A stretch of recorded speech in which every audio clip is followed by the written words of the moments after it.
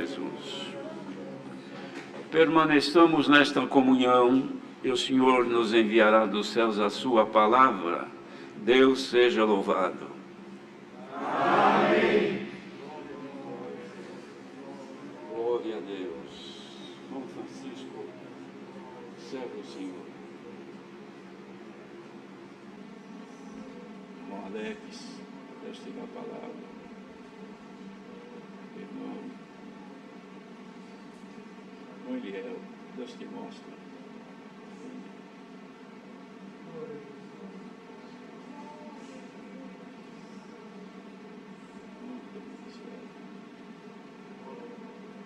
Dom Francisco, Deus te mostra.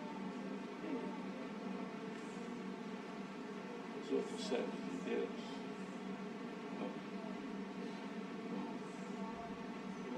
Dom Eliel.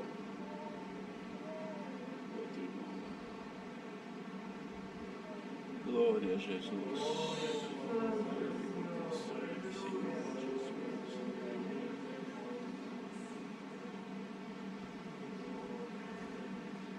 Glória a Deus.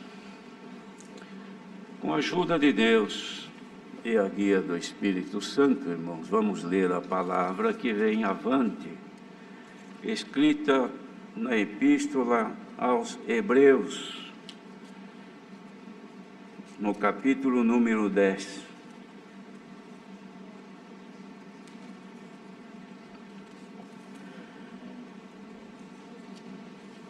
Hebreus, capítulo 10.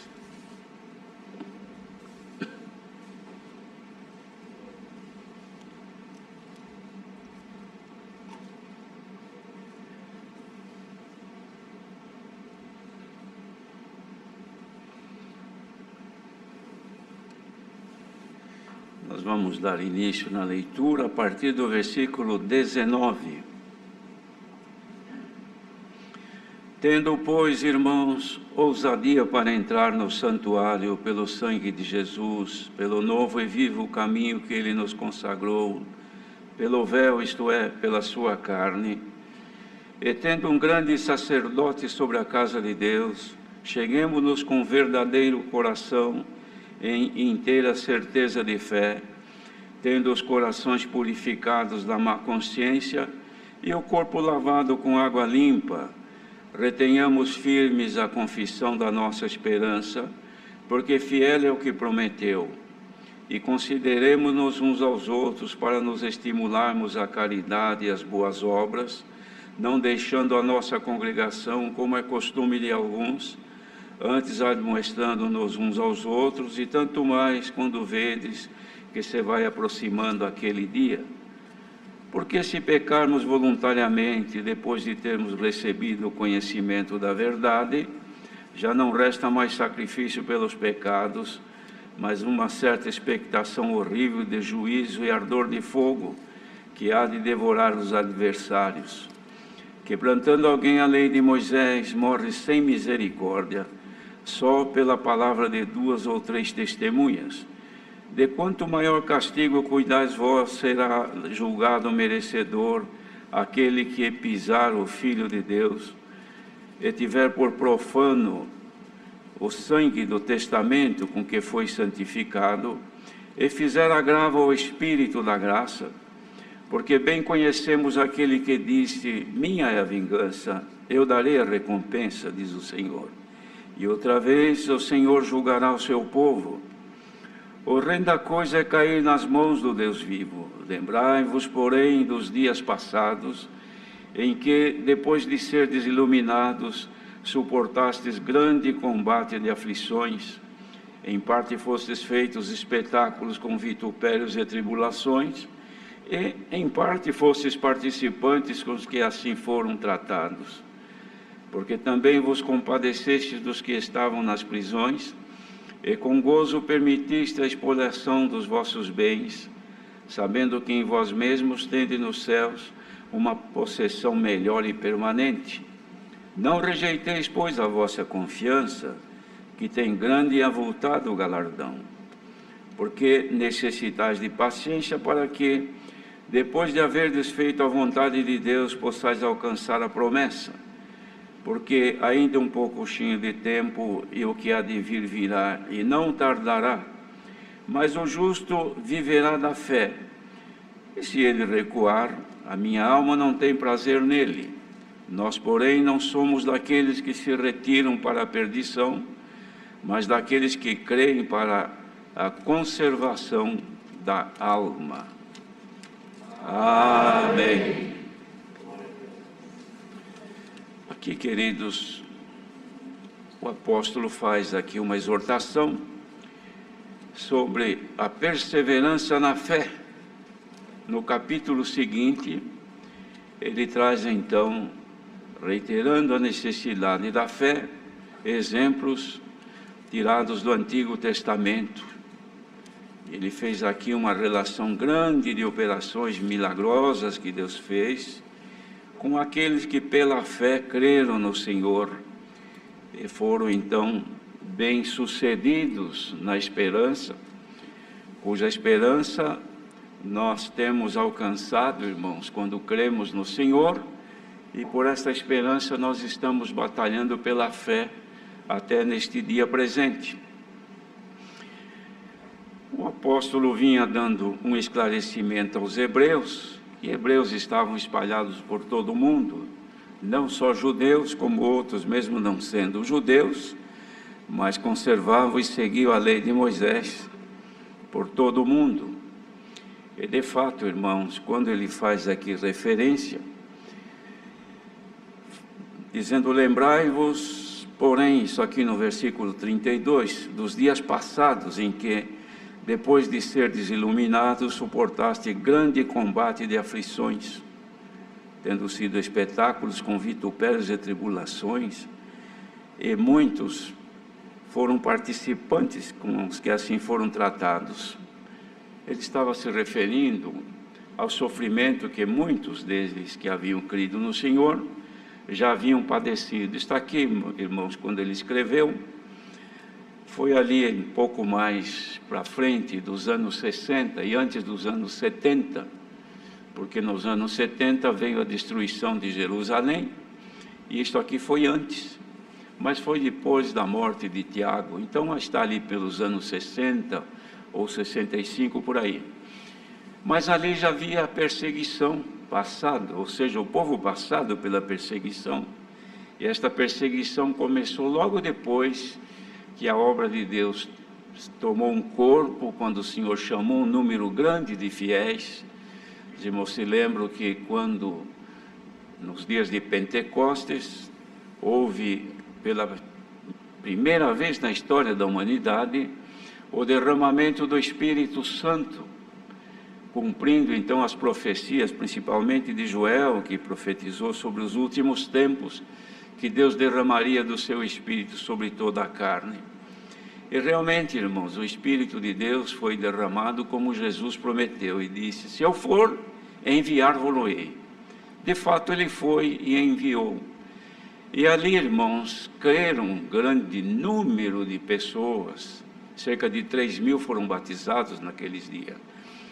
Mas não eram só ali de Jerusalém, era de todo o mundo antigo, que viajavam porque era tempo de festa, e era uma festa universal para os que cumpriam a lei de Moisés, principalmente judeus, que estavam ali em Jerusalém, onde eles faziam a festa da Páscoa.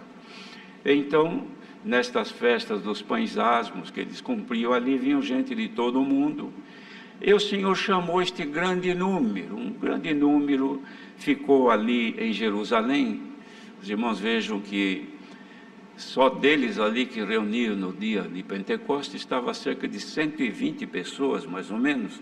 Então já haviam crido um bom número, em pouco mais de 40 dias que o Evangelho estava anunciado. O Senhor Jesus deixou e os discípulos continuaram ali escondidos, porque estavam perseguidos já pelo povo de Jerusalém. Mas esses que creram e se espalharam pelo mundo, levaram o Evangelho consigo. E para onde foram, a graça de Deus foi crescendo, mas não faltou então a perseguição. De modo que quando foi escrita esta carta, eles haviam sofrido bastante, muitos haviam sido mortos, decapitados, outros sofreram, irmãos, todo tipo de poliação dos bens, perderam familiares, assim por diante, mas eles estavam firmes, esperando o cumprimento da palavra de Deus na vida deles. E agora então o apóstolo escreve esta carta dirigida a estes irmãos por todo o lugar onde fosse possível chegar, exortando a perseverança na fé, porque ele havia escrito um pouco antes aqui, ou melhor, finalizando o primeiro parágrafo deste capítulo 10, ele havia escrito assim, que Deus prometeu aos que crescem em Jesus Cristo e fossem batizados, dizendo assim: jamais me lembrarei de seus pecados e de suas iniquidades. Então dizia, onde há remissão destes, não há mais oblação pelo pecado. Então o apóstolo dizia que, havendo sido remido já do pecado, o crente que o Senhor chamou, creu e foi batizado, agora restava somente permanecer na fé, que era o objetivo desta carta e que o Senhor nos manda aqui hoje, a permanecermos firmes na esperança que o Senhor pela fé colocou em nossos corações. Então ele dizia, irmãos, nós temos ousadia pela fé para entrar no santuário. Santuário é morada de Deus, irmãos. Deus mora no santuário. Tanto é que o santuário construído no templo era proibido a entrada das pessoas lá, mesmo do sacerdote. E no lugar santíssimo, só uma vez por ano, ainda tinha que oferecer sangue para oblação do pecado do sumo sacerdote, que era só ele que entrava lá. Mas na morte do Senhor, quando o seu corpo faleceu, o véu deste templo, ou seja, o véu desse lugar santíssimo, abriu-se de cima a embaixo, indicando então que agora ficou aberta a entrada, franqueada a entrada no santuário de Deus. Isto é, Deus que ficava oculto, longe do pecador, porque o pecador, como é que ia se achegar a Deus? A lei mostrava o pecado, mas não dava força e poder para se libertar dele. Mas agora em Cristo veio o poder que libertou-nos do pecado e também nos deu poder para vencê-lo quando ele voltasse a nos atingir. Porque vivemos num mundo, irmãos, onde está o pecado em abundância. Por isso disse Paulo, onde abundou o pecado, superabundou a graça. E nós estamos neste mundo onde abunda o pecado, mas pela misericórdia de Deus em nós está o poder para resistir ao pecado e resistir à tentação. Então para nós é franqueada esta liberdade de, pela fé, entrar no santuário, ou seja, pelo sangue de Jesus, pelo novo e vivo caminho. Vede, irmãos, que é um caminho vivo, caminho de vida. O caminho das trevas é caminho de morte. Quando a pessoa crê no Senhor Jesus, sai da estrada da morte e entra na estrada da vida. Glória ao nome do Senhor. A estrada da morte, irmãos, tem desvios. As pessoas caminham e desviam para o lado que quiser, porque não há limites. As pessoas que vivem sob os auspícios do pecado neste mundo não tem limite. Vai por onde quer, faz o que quer, anda como quer. Por quê? Porque é um caminho largo e espaçoso. Mas o caminho que o Senhor nos traçou, que é Cristo, é um caminho estreito que não dá para andar muito à vontade. E ele é reto. Bendito seja o Senhor. E nós que estamos caminhando nele, irmãos, temos então esta condição de, pela fé, entrar no santuário de Deus. Porque temos este grande sacerdote, Jesus Cristo, sobre a casa de Deus. Então, vim aqui agora o conselho para os hebreus, que também é para nós. O primeiro: cheguemo-nos com verdadeiro coração e inteira certeza de fé. Então é o convite, irmãos, para os que têm esta liberdade, cujos pecados deles já foram remidos, então tem esta liberdade de com confiança e ousadia entrar no santuário. Por quê? Porque para nós, irmãos, o Senhor nos purificou os nossos corações do pecado e do peso da consciência de pecado. O Senhor nos libertou. Então agora, quando vamos orar a Deus, nós vamos de consciência limpa, ajoelhamos e clamamos e esperamos que o Senhor nos atenda. Por quê? Porque há liberdade para o povo de Deus entrar no santuário e falar com Deus. É necessário isto, irmãos, que saibamos que nós temos franqueada esta liberdade de falar com Deus. Então dizia as condições para nós nos achegarmos a Deus: um coração em inteira certeza de fé, crendo que Deus nos ouve, crendo que o Senhor atende a nossa súplica, que Ele ouve. Muitas vezes nem chegamos a falar com Deus, pensamos, meditamos em alguma coisa, como agora mesmo, hoje. Pode ser que a gente tenha meditado em alguma coisa e, ouvindo a palavra, o Senhor responde até o nosso pensamento. Ninguém sabe o que Ele vai falar, mas pode acontecer, como nos santos cultos acontece. Quantas vezes que nós nem sequer oramos para uma necessidade, mas pensamos, meditamos naquilo e vamos ouvir a palavra, o Senhor responde ao nosso pensamento.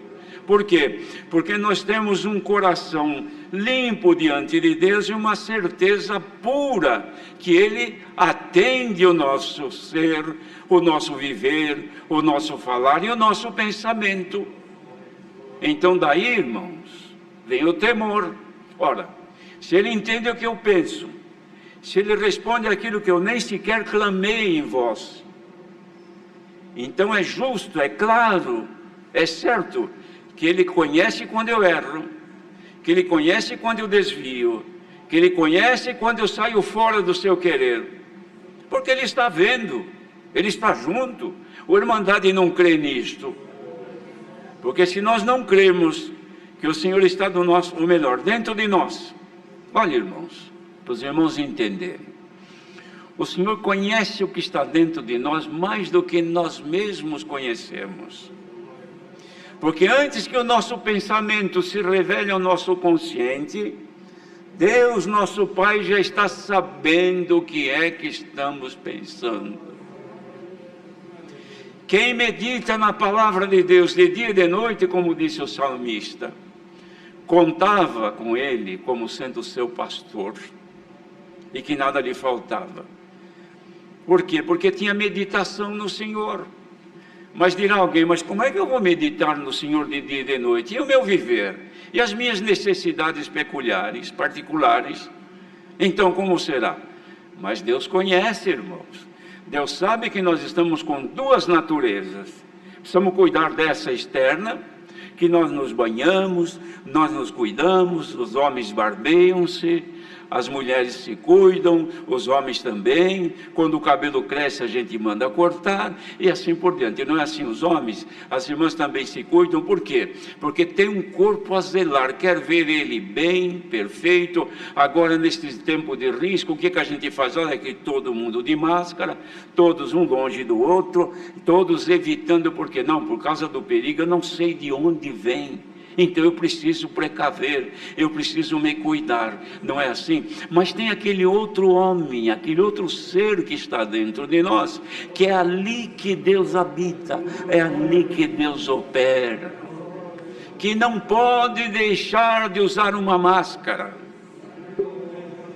para não se contaminar, porque assim como cresce, irmãos, o contágio hoje físico, porque ainda que sejam seres vivos que não se podem ver com os olhos, os vírus, mas são seres viventes e que nos atinge qualquer pessoa. Também existem aqueles que nós não sabemos por onde vêm, que podem vir pelos nossos olhos, pelos nossos ouvidos, pelos nossos sentimentos. E vindo, também pode nos contagiar. e nos contagiando, pode nos fazer enfermar.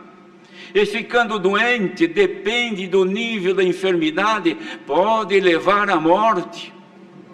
Então ninguém deve ter esquecimento em si, de que dentro de si mora nosso Deus, e que tudo vê, que sabe que nós somos frágeis, que somos imperfeitos, e a misericórdia triunfa do juízo, ou seja, a hora dele executar o juízo em nós, a sua misericórdia se manifesta e vê tão pobres humanos que somos. Então o que ele faz? Antes de nos condenar e nos levar ao sofrimento, manda a palavra e avisa.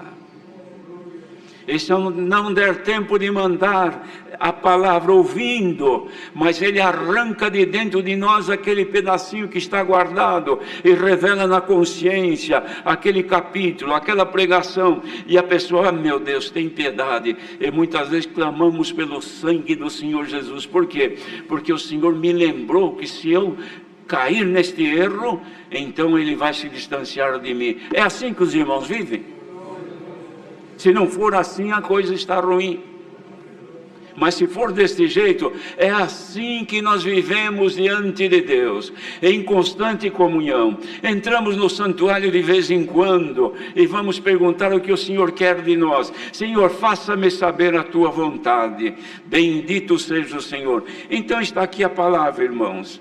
Retenhamos firmes a confissão da nossa esperança, porque fiel é o que prometeu. Irmãos, a esperança nossa é viva, porque o caminho é vivo, e o que prometeu é fiel. Ele não vai malograr a vida de ninguém. Aquele que espera nele não fica confundido e nem envergonhado. E depois então vinham as recomendações: reter firme a confissão da esperança, considerar uns aos outros, para nos estimularmos à caridade e às boas obras. Irmãos, considerar é honrar um ao outro, respeitar um ao outro, amar um ao outro, faz com que a caridade em nós, ela vai se multiplicando, vai fazendo ela ser estimulada, e quando há estímulo da caridade e do amor, irmãos, então aparecem em nós as boas obras. Boas obras, não é com boas obras que se vai agradar a Deus, mas através da fé e do amor, as boas obras são agradáveis a Deus.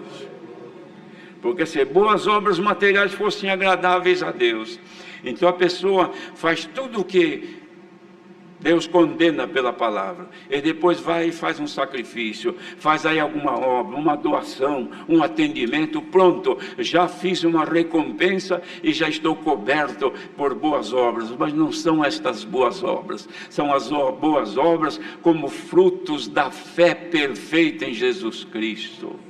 É por ela que temos as boas obras agradáveis a Deus. E depois não deixar a nossa congregação, como alguns já estavam acostumados. Não é deixar de congregar na sua comum congregação, porque agora também nem estamos podendo, mas é a comunhão, irmãos. A congregação não é o templo, não é o lugar, não é o prédio. A congregação não é só o nome da congregação cristã no Brasil. A congregação é o conjunto de fiéis. Esta é a congregação. O Senhor Deus chamava, pelos profetas, chamava a congregação de Israel, era o povo reunido, o povo unido. Nós não unimos fisicamente, mas no Espírito. É a congregação dos fiéis que louvam a Deus, como agora, multidão, não sei quantos mil, milhares, sei lá, que estão ouvindo, deverão estar ouvindo a palavra agora. É a congregação reunida, não está fisicamente, mas na comunhão, ouvindo e estimulando todos o mesmo amor, e vindo a nós as mesmas boas obras. Porque, irmãos, o apóstolo dizia: tanto mais quando vendes que esses dias vão se aproximando. E depois então ele vinha a explicar o risco daqueles que pecavam por boa vontade, ou seja, tinha boa vontade de fazer o mal. Pessoa que tinha desejo de praticar o mal, praticava o mal, irmãos, conscientemente, então voluntariamente pecando. Estes depois de terem conhecido a palavra de Deus e sido libertos, foram perdoados os seus pecados, então não resta outra coisa senão uma expectação horrível de juízo. A consciência pesa, a pessoa fica ali sofrendo aquela acusação, porque pecou, querendo, sabendo que ia desagradar a Deus e o fez. Este sofre depois. Porque, irmãos, a desobediência da lei de Moisés levava a pessoa à morte. A desobediência a Deus, na graça do Filho de Deus, pode levar a pessoa à morte enquanto não chegar a misericórdia, como agora está chegando. Glória ao nome do Senhor. Porque se não houvesse misericórdia de Deus, ninguém permanecia nesta bendita graça. E assim, irmãos, quantas coisas ele explicou sobre aqueles que se afastam de Deus. Mas depois, irmãos, ele exortava então os irmãos para não vir a menos por conta dos que haviam sofrido pela perda de entes queridos, sofrido perseguições, prisões, condenações injustas. Irmãos, precisaram se esconder em cavernas, foram presos, maltratados e assim por diante. Então ele exortava para ninguém vir a menos por causa disso, e não rejeitar a confiança, porque o galardão era enorme, o galardão era muito grande. Quem perder a confiança, irmãos, perde o prêmio. Galardão é prêmio, ninguém gosta de perder um prêmio depois que já está designado a recebê-lo. Os irmãos imaginam que tristeza uma pessoa que foi avisada: olha, você foi premiado nisto, você foi premiado naquilo, naquele concurso, naquilo, você foi premiado, teu nome saiu lá numa lista, e de repente a pessoa perdeu o prazo, esqueceu, quando volta, olha, você chegou tarde, outro já levou no teu lugar, porque você não apareceu, você não contestou, então agora você já não tem mais direito.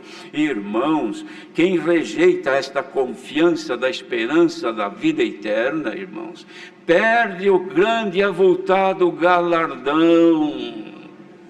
Que nós queremos crer que quem está ouvindo a palavra agora, perdendo alguns minutos da sua vida, porque para muitos é uma perda de tempo, mas para aqueles que estão empregando o tempo da sua vida, irmãos, o galardão não há como medir.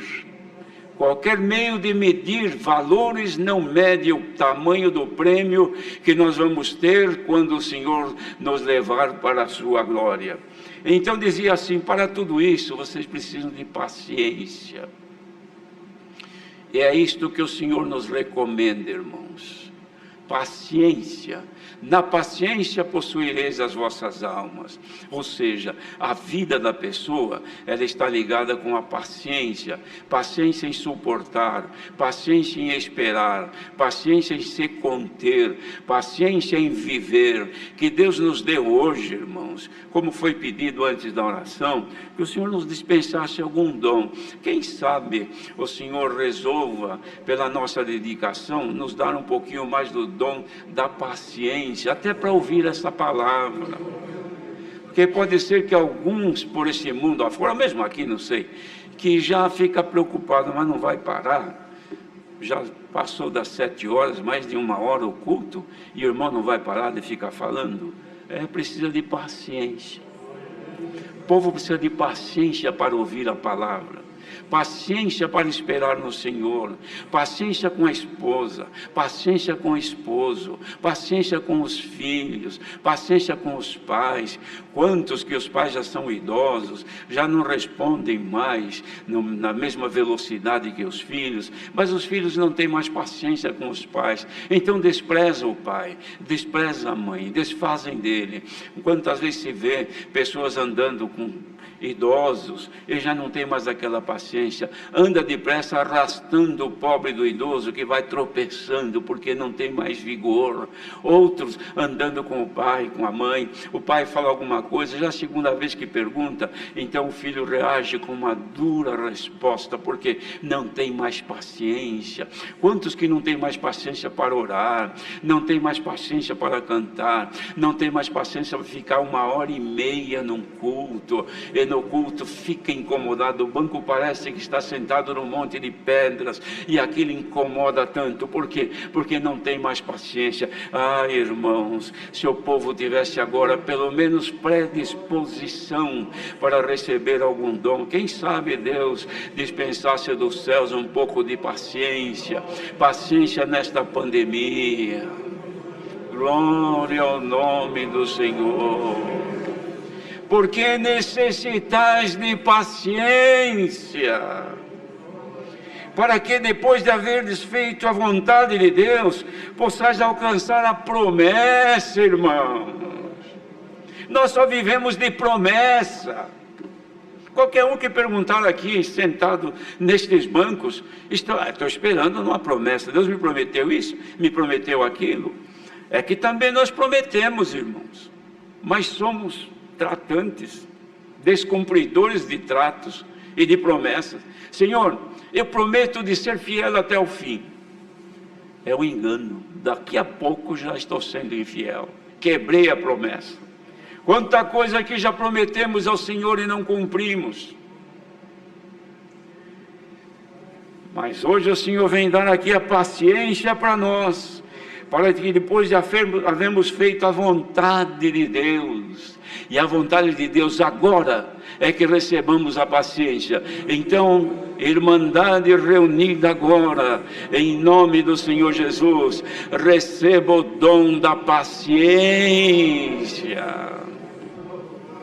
Glória ao nome do Senhor. Tenha paciência.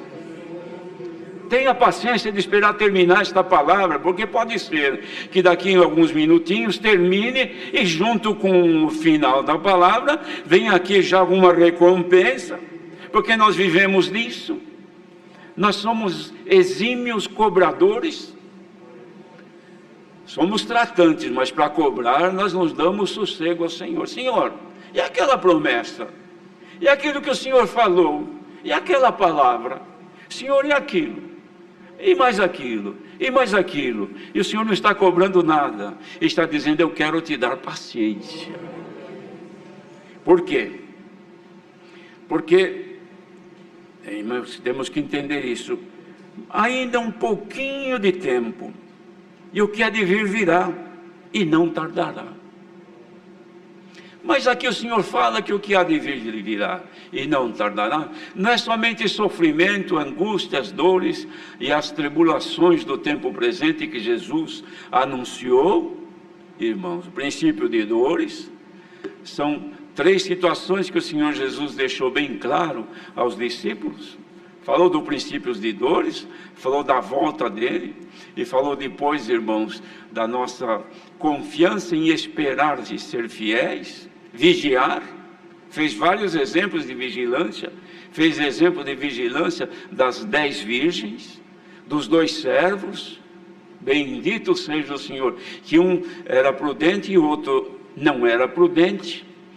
Por quê? Porque o Senhor sempre esperou de nós uma reação. Olha, irmãos, nós percebemos que está havendo um enfraquecimento espiritual em muitos, mas hoje o Senhor, por esta palavra, me dá a liberdade de falar claramente. Haja em nós uma reconsideração dos tempos que nós já perdemos, em buscar ao Senhor, em clamar, em procurar receber mais dons de Deus para agradar-lhe melhor. E Ele nos dá a paciência. Com a paciência nós vamos possuir a nossa vida. Com a nossa paciência nós vamos agradar a Deus, queridos irmãos. Mas então ele dizia que o que há de vir virá e não tardará. Pode ser o sofrimento deste peregrinar, mas pode vir também alguma alegria, algum prazer, alguma felicidade, porque não é só de dor, de angústia e de tristeza que nós vivemos, mas vivemos um pouco da alegria de servir a Deus.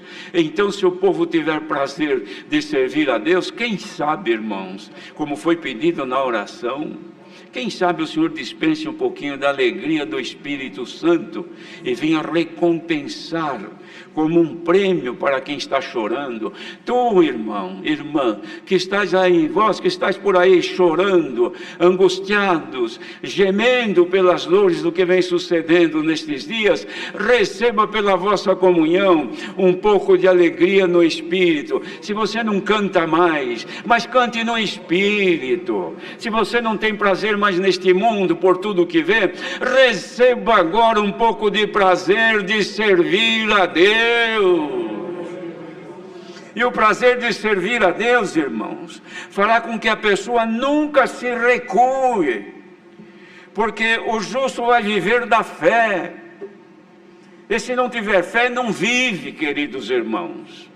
E vivendo da fé, não pode recuar, porque aquele que recua, o Senhor dizia ao apóstolo, a minha alma não tem prazer nele. O Senhor não tem prazer em quem recua. Quanta gente que já recuou, já não canta mais, já não ora mais, não tem mais prazer nas coisas de Deus. Mesmo agora, quantos que estão festejando por este mundo afora, e alguém diz, mas você não vai pelo menos participar do culto, ou pelo menos ouvir? Não, deixa eu estar ocupado agora. Bendito seja o Senhor. Mas quem tiver prazer, quem esteve e ainda está perante o Senhor, esperando o Senhor, fala mais, que eu preciso da tua palavra.